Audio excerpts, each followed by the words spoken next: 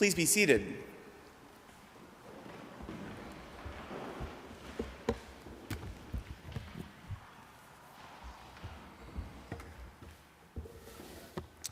The crafters of the lectionary this week give us in John what we skipped in Mark last week.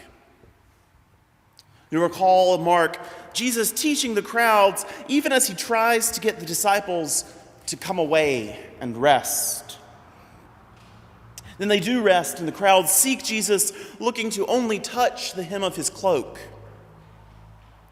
In Mark, in the intervening time, Jesus multiplies loaves and fishes and feeds 5,000 men. That's what we hear today in John. After multiplying the loaves and fishes, Jesus goes to pray and then walks on water. That's in Mark and John. And today we hear John's account. Jesus had been moved by compassion for the crowds, so he sits down, like any rabbi, and starts to teach them. His teaching goes long, so long that they get hangry. Knowing what he's going to do, Jesus asks, how can they be good hosts? Where are we to buy bread for all these people to eat? Philip tells him that even 6 months' time working, they wouldn't be able to afford enough for everyone to have a mouthful. Jesus takes bread offered by a boy and gives thanks. He shares it among the crowd, and rather than getting a mouthful, they eat until they are full, satisfied, John says. And then there are leftovers to boot. To avoid being made a king, Jesus flees the crowd, like runs away. The NRSV's withdrew is far nicer than John's tone here. The disciples leave him and get on a boat headed to Capernaum. He misses that all aboard, so they set off without him. Around 3 or so in the morning, the wind and the sea seem to be conspiring against them. In the bad weather, in the dark, in the middle of the night, now a figure is walking on the water. They are reasonably terrified. Jesus calls to them, "It is I." His refrain throughout John's gospel, as he rephrases God's call to Moses from the burning bush, "I am who I am." Whether Jesus actually gets into the boat or not, we don't know. What we do know is that the disciples reach their destination as soon as Jesus arrives. Today we're confronted with 2 miracle stories, maybe 3, if this transport to the shore at the last minute is itself a miracle. And these stories defy our common sense. 5 loaves of bread and 2 fish can't produce enough food for 5,000 people to be wholly satisfied. Humans don't walk on water. Distance is real. We float when we're lying down in water, true, but that's usually not a good sign unless we're taking a swimming test. Miracle stories, especially for a tradition that highlights its love of science and reason, puts that in our Eucharistic prayers. Miracle stories can be a stumbling block. At the same time, some of us wonder, okay, what if they did happen? Do they happen every day, now? Is God an ATM, as comedian Mrs. Betty Bowers says? And prayer through Jesus, the pen to get what we want? How does the church manage the heartbreak and disappointment when the miracle doesn't happen? How does the church tend to and care for those who've been told that their prayer wasn't given a yes because they just didn't pray hard enough, or they just didn't have enough faith? I think we do that care and tending in part by taking a step back and reminding ourselves that this religion we're a part of is weird, and it's not about us. The characters in John's gospel are blank screens onto whom we can project ourselves. They're characters in whom we can see ourselves. The disciples who are with Jesus don't ever understand him, even as the crowds seem to get it. How many of us who come back week by week are still trying to figure it out, or are certain that we're doing a terrible job of actually following Jesus?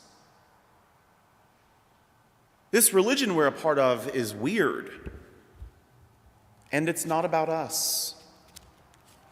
Although the characters in John's gospel are screens, none of the gospels is about peripheral characters, whether they're named or not.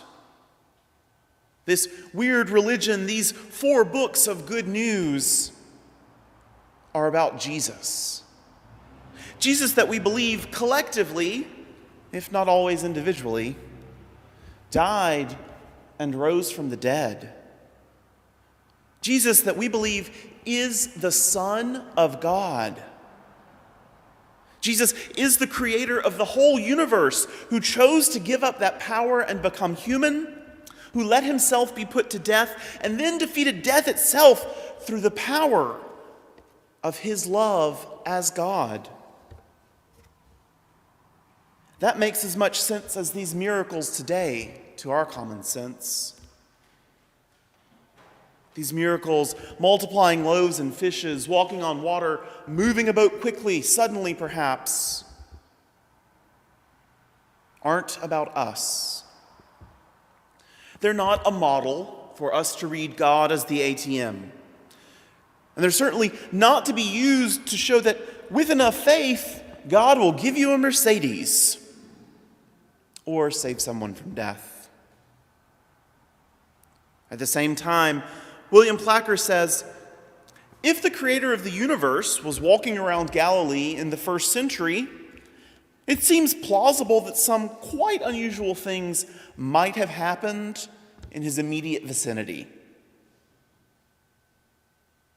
The good news here is that Jesus is the Son of God, and that's weird.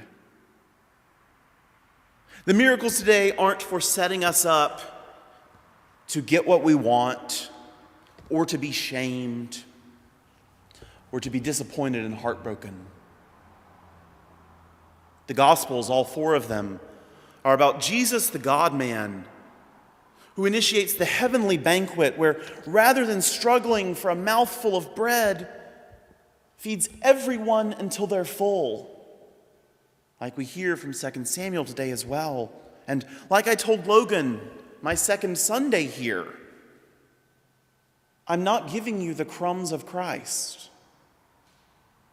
The Gospels, all 4 of them, are about Jesus, the God-man, who rather than being elevated as an earthly king, rather than leading an insurrection, says, I am, and brings the disciples to their destination. Miracle stories can be hard for us, but they're not about us. Miracle stories about Jesus never point to our having our best lives now. They never point to our speaking things into existence or planting that seed and demanding to see the harvest. Those aren't the miracle stories of Jesus.